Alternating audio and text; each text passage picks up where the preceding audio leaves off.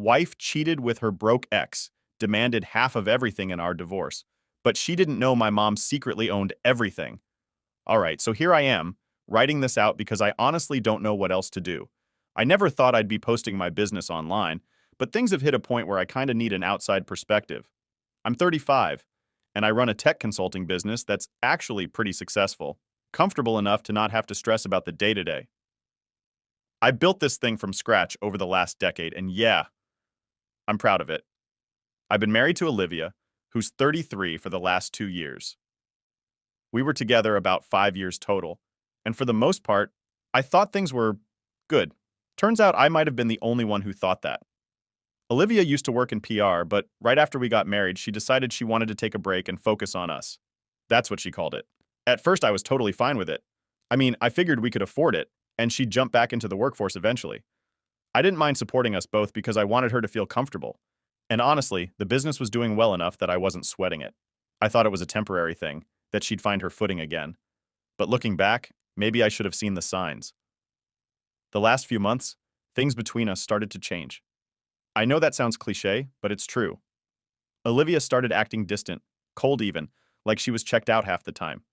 I'd get home from work, and instead of her usual warm greeting, it was like she barely noticed. She'd be out a lot more, always with some excuse about meeting friends or needing to clear her head. I figured maybe she was going through something, and I didn't want to push. You know, marriage has ups and downs, and everyone says you've got to ride those out. But still, I couldn't shake the feeling that something was seriously off. One night, she told me she was heading out with some friends and would be back late. It wasn't unusual by that point, so I didn't think much of it. I stayed up working on some stuff for the business, just trying to make progress on this new project we had going. By the time she came back, I was dead tired and already in bed. I barely heard her come in, and she went straight to the guest room. Now that had become her habit, crashing in the guest room whenever she got home late. She said it was so she wouldn't wake me up, but I started wondering if that was really all there was to it. Fast forward a couple of days later. Olivia was out again, supposedly with the same friends, and I was at home, just kind of waiting. I didn't want to admit to myself that I was waiting for her to get back so I could figure out what was going on. Around 11 p.m., I heard her laptop buzz from the kitchen counter. Apparently, she forget it there opened. Out of habit, I glanced at the screen. I know, maybe I shouldn't have, but it's not like I went looking for it. The name Ryan popped up. Now, Ryan wasn't a name I'd heard before. My heart kinda dropped when I saw the message. It read something like, "Can't wait until this is over. We'll finally be free." I didn't want to jump to conclusions, but I had this gut feeling that something was really wrong. I opened the message thread. Yeah, maybe I shouldn't have, but at that point, my brain was just going nuts. And well, what I found was the stuff of nightmares. Turns out Ryan wasn't some random friend. He was Olivia's ex-boyfriend, the guy she dated before we even met. She used to call him a loser and complain about how he had no direction, no job, no ambition. So imagine my surprise when I'm reading all these texts between her and this guy, realizing they've been in touch for months, planning some sort of escape plan or whatever. And it wasn't just casual talk, they were serious. They had this whole fantasy planned out about leaving me, taking what they could and starting fresh together. I felt like my whole world just cracked open. I'd worked so hard to build this business, to make something that would set us up for life, and here she was, scheming to take it all. Ryan didn't have a job, didn't have anything going for him, and clearly, he'd found himself a golden ticket in Olivia's twisted plan. I kept reading, not knowing if I wanted to see more, but also feeling like I needed to know everything. The messages were disgusting, really. They'd talk about how they'd be set once Olivia got her half of everything in the divorce, and how Ryan could finally stop worrying about money because they'd be comfortable once she got her hands on my business. They were literally working out the details of how to squeeze every penny they could from me. It was like I was just some stepping stone in their big plan for an easy life. The worst part? Olivia made it sound like she was doing this all for him. She'd talk about how she was sacrificing her time with me to make sure they'd be financially set. Sacrificing. As if she'd been putting in effort or working by my side to build what we had. The reality is, she never contributed a thing. I mean, I've been the one working late, pulling in clients, dealing with the day-to-day stress. She was just there, living comfortably, but now she was painting herself as some kind of martyr. After reading everything, I just sat there staring at the phone, feeling completely numb. I had no idea what to do next. I didn't want to confront her right away because, honestly, I wasn't sure I'd be able to stay calm, and I knew if I came at her full of anger, she'd probably just deny it or twist things around. That's the kind of person she was, always able to spin a story to make herself look like the victim. But the thing that stuck with me the most wasn't just the betrayal. It was how calculated it all was. Like this wasn't some spur-of-the-moment fling. No, she and Ryan had a plan, and they were working me as part of that plan. The business, the house, the money I'd been putting away, they wanted it all. And here I was, busting my back to make a life for us, only to find out I was just their meal ticket. I stayed up the rest of the night, running through every single thing I'd missed. Every late night, every flimsy excuse, every time she'd brushed me off. It was like putting together a twisted puzzle that was there in front of me the whole time, but I'd been too stupid or too trusting to see it. By the time the sun came up, I knew one thing for sure. I had to confront her, but I had to do it smartly. There was no way I was letting her or that leech of an ex get their hands on what I'd worked for. After sitting with that gut punch all night, I felt like my head was on fire. There was no way I could ignore what I'd seen, and pretending everything was normal just wasn't an option. I needed answers, but more than that, I needed to confront her. I wasn't even sure how I'd keep my cool, but I had to try. By the time Olivia got home that night, I'd been pacing the living room for hours. She walked in looking completely unfazed, like it was just another night out. I called her over as casually as I could manage and said, "Olivia, we need to talk." She paused for a second, her face blank, and then slowly put her bag down. "Sure, what's up?" she said, a little too breezily, like she didn't have a care in the world. I could tell she hadn't picked up on my mood yet. It was all just business as usual for her, which made my stomach turn even more. I got right to the point. "Who's Ryan?" I asked, trying to keep my voice steady. I thought I saw her face twitch just for a second before she shrugged it off, like she was hearing about some random guy. "What are you talking about? Ryan?" she said, putting on this clueless look. But I didn't say anything. I just held up her phone, which I'd left open to that message from him, the one about finally being free. Her face dropped, and this time she couldn't cover it up. She stood there for a minute, staring at her phone, before she finally looked back at me. "You went through my phone?" she snapped, like the only thing that mattered was that I'd invaded her privacy. I could tell she was panicking, but instead of apologizing or explaining, she just went straight to being defensive. "Yeah, I did. And you know what? I'm glad I did," I shot back. "Because now I know the truth. I know about you and Ryan, and I know what you're planning to do. So why don't you drop the act and tell me how long this has been going on?" She tried to dodge, but I kept pushing until she finally broke down, admitting that she'd been seeing Ryan for months. I expected her to at least look a little guilty, maybe apologize or something, but instead she looked almost relieved, like this was something she'd been wanting to get off her chest. "Yes, I've been seeing Ryan," she said bluntly, crossing her arms. "And yes, I'm done with this marriage. I want a divorce." I couldn't believe the nerve. No explanation, no apology, just straight up telling me she was ready to end things and move on with this guy who had nothing going for him. And she wasn't finished. She kept going, like she'd been rehearsing this in her head.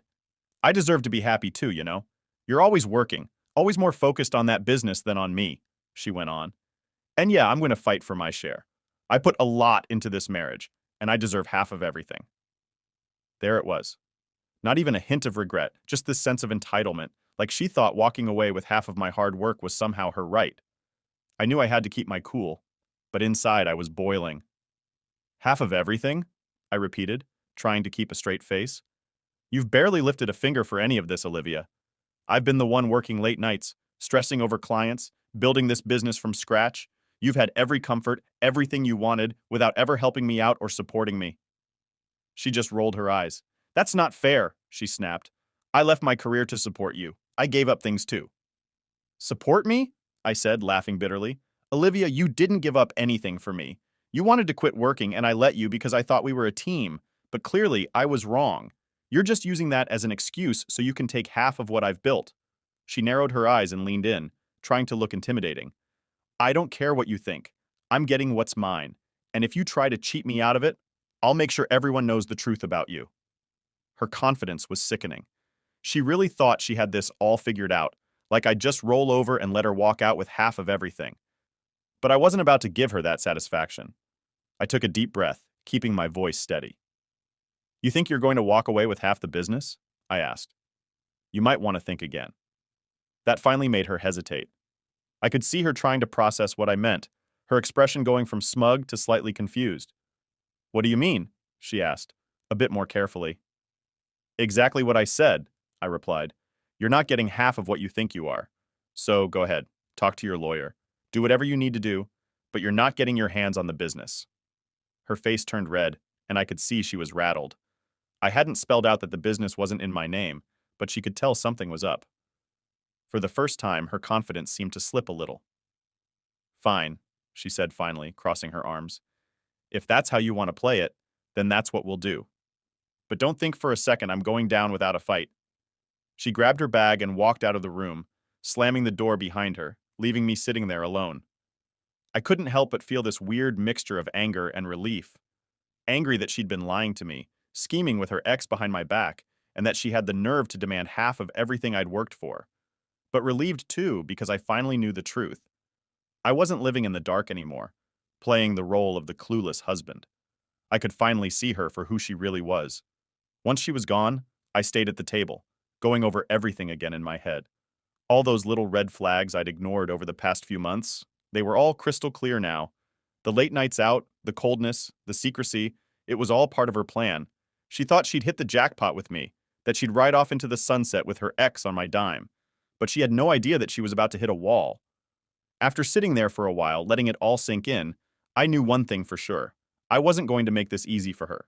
She thought she could just take half of my life, half of what I'd spent years building, but she had no clue what she was up against. If she wanted to fight, I was ready. She'd made her move, and now it was my turn. After finding out what Olivia was up to, I knew I had to keep my cool and think things through. She might have assumed I'd just roll over and hand over half of everything, but she didn't know the full picture. See, years ago, my mom had suggested that we put the business and other major assets in her name. She's a smart woman who's been in business herself, and this was her way of making sure that if anything went sideways in life, I'd be protected. At the time, it just seemed like solid planning. Now it felt like the smartest decision I'd ever made. For the next few days, I tried to keep things calm at home. I didn't want to give her any reason to suspect I had a plan, and I sure wasn't going to let her know what my mom and I had done. So I just went through my routine: work, come home, pretend like everything was normal. Meanwhile, Olivia was starting to show her true colors, going out of her way to act entitled like she was owed the world. Then I got a lawyer. I knew I needed someone sharp, someone who knew how to handle cases with messy financial situations. I met with him privately, showed him all the paperwork that linked the business back to my mom, and explained that I wanted to protect everything I'd worked for. He looked through it all and said, "Honestly, this is rock solid. If she thinks she's getting her hands on your business, she's in for a big surprise." Hearing that from him was a relief, but I knew it wasn't over. Olivia wasn't the type to give up without a fight. She'd already hired her own lawyer, some aggressive guy who was notorious for squeezing every penny possible. I didn't want a dragged-out court battle, but I also wasn't about to let her bleed me dry. I figured we'd try mediation first, to get it done quietly. The day of the first mediation session arrived, and I walked in feeling ready. Olivia was already there, looking way too confident, like she'd already won. She was sitting with her lawyer, whispering and giving me side glances, probably already running through what she thought she was going to get. I sat down with my lawyer, keeping my expression as neutral as possible, while he calmly laid out the basics of my financial situation. Right off the bat, Olivia's lawyer got right to it. He asked about the business, the assets, everything he could think of. I could see Olivia watching me like a hawk, looking smug, as if she'd already started spending the money. But as soon as my lawyer laid out the documents showing that the business was owned by my mom, their whole vibe changed. "Wait," her lawyer said, staring down at the papers in confusion. "So the business isn't actually in your name?" "Nope," I replied, keeping my tone casual. "The business is legally owned by my mom. It's been set up that way since the beginning." I saw Olivia's face fall a little, and her lawyer's confident expression was wiped right off his face. They clearly hadn't seen this coming. My lawyer flipped through more documents explaining the setup, the business, the assets. Everything substantial was legally tied to my mom. "You put everything in your mother's name?" Olivia finally blurted out, looking at me like I'd committed some kind of crime. "Yes, I did," I replied. "Years ago, it was a smart decision at the time, and honestly, it's proving to be even smarter now." Her lawyer was scrambling, trying to regain his footing. "Well, even if the business is in a trust with your mother, Mrs. Turner has rights in the marriage. She sacrificed her own career to support you, and she's entitled to her fair share." My lawyer looked at him and calmly countered, "Our client's holdings are entirely separate. Mrs. Turner is entitled to certain things, yes, but her claim on the business or any assets tied to it is non-existent." Olivia crossed her arms, looking angrier by the second. I deserve more than that, she snapped. I gave up my career for him. I was there for him while he worked, taking care of things at home. I want my fair share. I couldn't help but shake my head. Fair share? I said, keeping my voice steady. You haven't worked a day in the business. You haven't contributed a dime. The business and everything related to it? That's all mine. Or rather, it's in my mom's name. She didn't respond, just glared at me, and her lawyer looked more than a little uncomfortable. We went through the rest of the session, going over our finances in detail, and with each document, Olivia's anger just grew. I could see it in her face that this wasn't going the way she'd planned. Every asset she thought she was going to get her hands on was either in my mom's name or legally protected. Her lawyer tried to pick it apart, asking for more details, more documents, but there was nothing to find.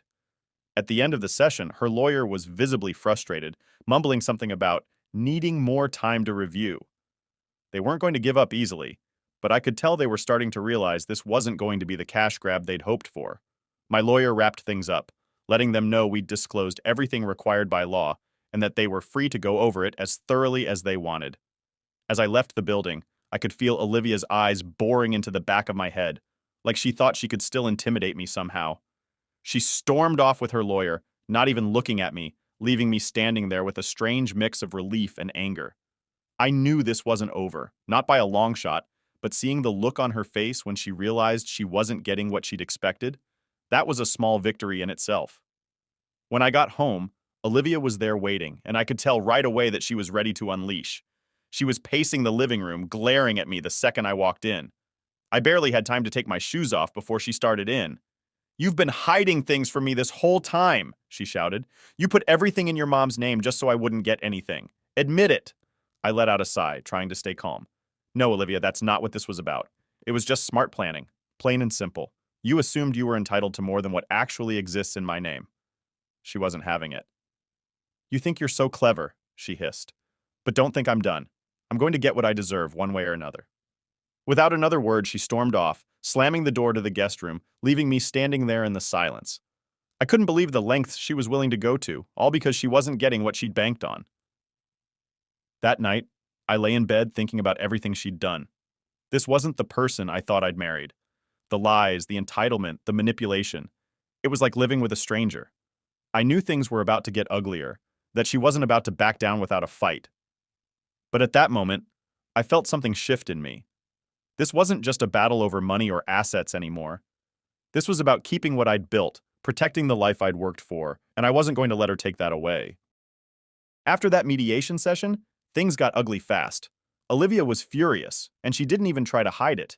Every day after that was a battle. She'd throw accusations my way, accusing me of hiding things from her, of tricking her into thinking she'd get half of everything. But the truth was right in front of her face, and she just couldn't accept it. One night, I walked in after a long day, and Olivia was waiting for me in the living room. She had that look on her face again, the one that screamed, "You're not getting away with this." Before I could even put my keys down, she started. "Did you really think you could pull this off without me noticing?" She spat, arms crossed, eyes practically drilling holes through me. I looked at her calmly. "Olivia, I don't know what you're talking about. Everything's been laid out, and there's nothing hidden. It's all in my mom's name, and it's been that way for years." She scoffed, rolling her eyes. "Oh, right. Sure. Just a convenient setup to screw me over, right? You had this plan from the beginning, didn't you? Just so you could walk away and leave me with nothing." I was getting tired of hearing this same rant every day, but I kept my voice steady. "Olivia, this has nothing to do with you. It was a smart financial decision, plain and simple. You're acting like I plotted all of this with some master plan to keep you out, but you weren't even in the picture when we set this up." She glared at me, her face turning red, and I could see her holding back whatever she really wanted to say. After a few moments, she just shook her head and muttered, "You'll pay for this. I'll make sure of it." From that point on, Olivia seemed to have a new mission: to ruin me in every way she could think of. I started getting calls from friends, family members, even some clients, saying they'd heard all kinds of crazy things from her. She'd been reaching out to everyone, telling them that I'd cheated her, that I'd been financially abusive, and that I was hiding assets so she'd walk away with nothing. One of my friends, Sam, called me one evening, sounding concerned. "Hey man, what's going on? Olivia's been posting some wild stuff on social media, talking about betrayal and lies. She didn't mention your name, but everyone knows who she's talking about." "It's complicated," I replied, feeling the weight of it all settle in. She's just mad things aren't working out the way she planned. She thought she'd be walking away with half my business, and now she's trying to make me look like the bad guy. Sam sighed. Just know people are talking, and some are taking her side. You might want to clear things up. I thanked him for the heads up, but inside I was fuming. Olivia had already done enough damage, and now she was taking it public, trying to smear my name just because she wasn't getting her way. It hurt, honestly, to see people believing her lies, but I couldn't stoop to her level. I just had to hope that the truth would come out in time. But Olivia wasn't satisfied with just spreading rumors. She decided to go even further, digging deeper to see if she could find anything that she could use to drag me down. A few days later, my lawyer called, letting me know that Olivia had filed for a full financial audit, convinced that I had hidden assets somewhere. She's really grasping at straws here, my lawyer chuckled. Let her dig. She's not going to find anything that isn't already on paper. While his confidence was reassuring, it didn't make dealing with her constant demands any easier.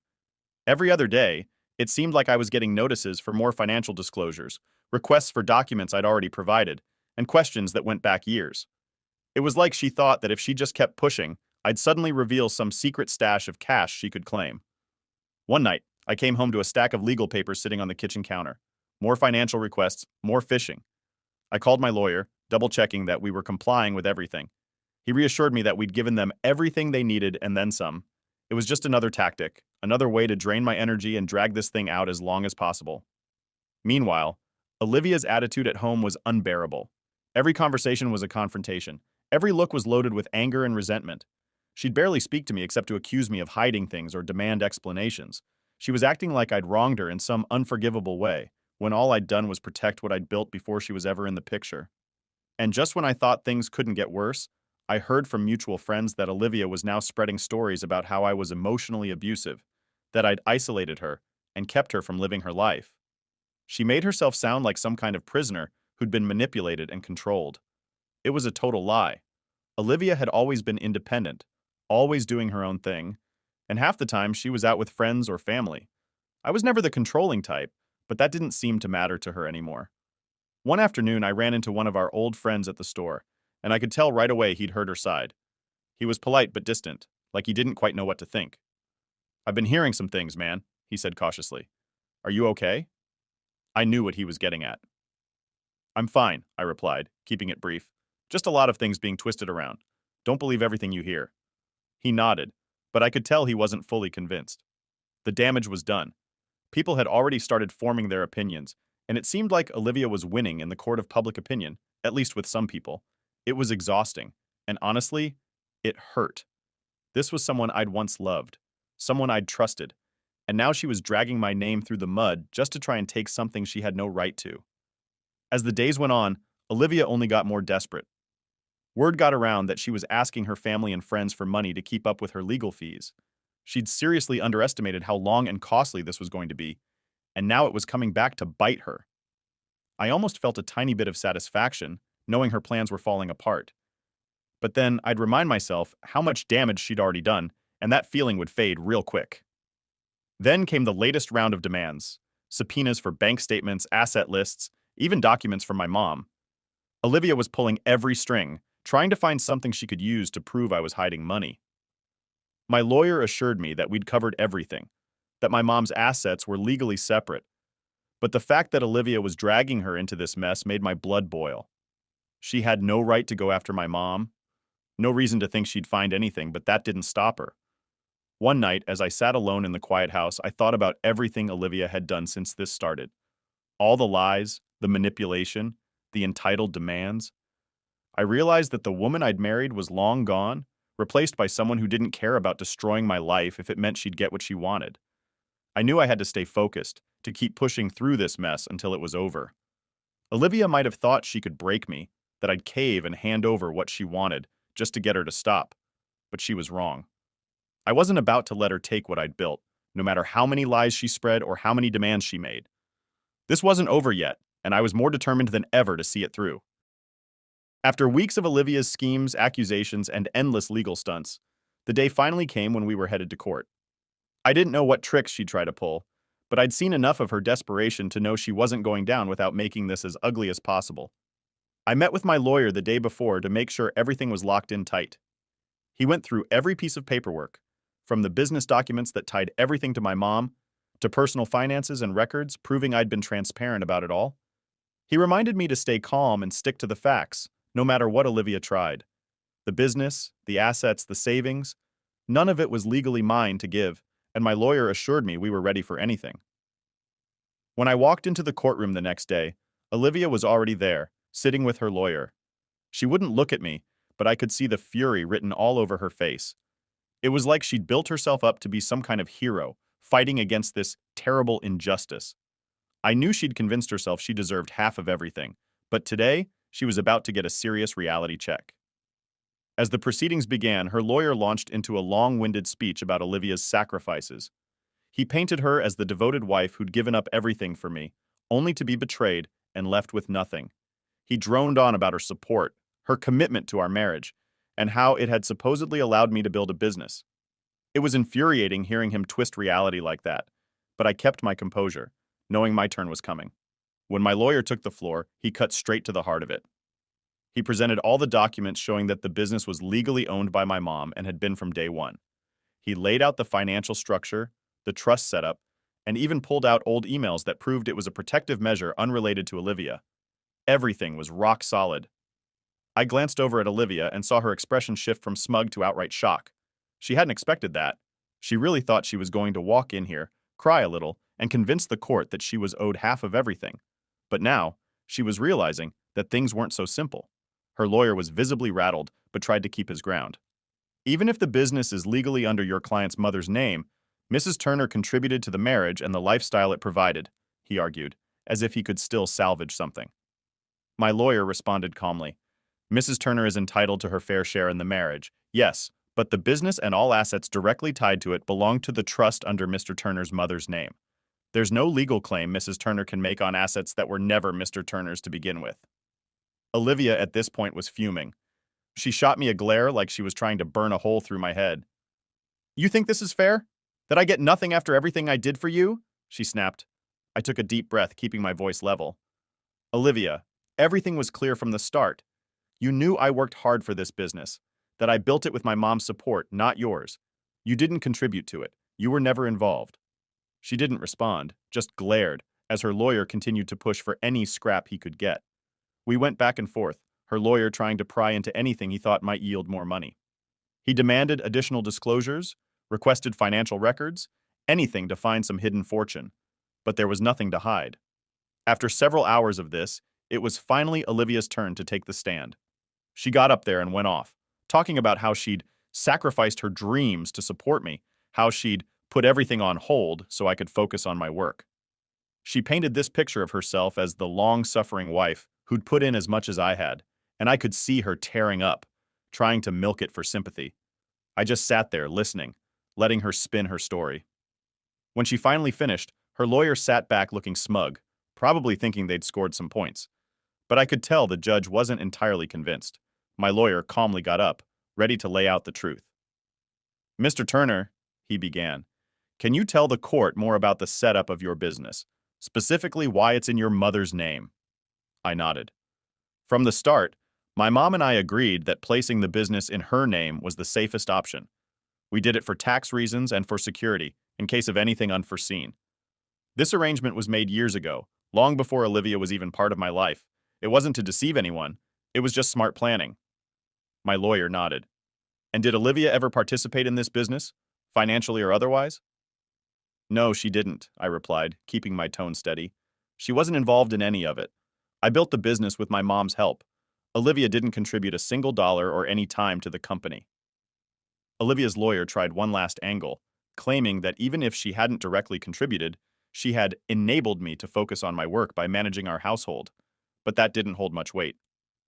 We went through the evidence, showing how she'd voluntarily left her job, and how she'd lived comfortably off the income I brought in, without ever asking to be part of the business.